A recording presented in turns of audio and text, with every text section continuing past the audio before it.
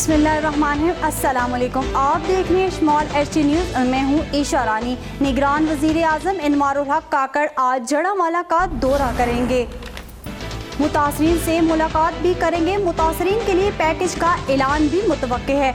हुकाम वाक़े की रिपोर्ट भी पेश करेंगे। गुज़िश्ता दिनों जड़ावाला में शरपसंदों ने तौहीन कुरान की आड़ में 19 गिरजाघर और कई मकानात नजर आतिश कर दिए थे और मकीन भागने पर मजबूर हो गए थे।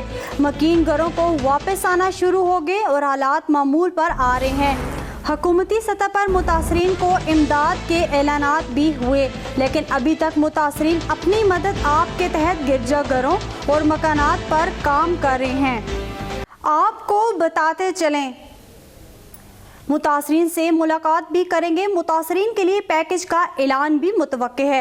हुकाम वाक़े की रिपोर्ट भी पेश करेंगे। गुज़िश्ता दिनों जड़ावाला में शरपसंदों ने तौहीन कुरान की आड़ में 19 गिरजाघर और कई मकानात नजर आतिश कर दिए थे और मकीन भागने पर मजबूर हो गए थे।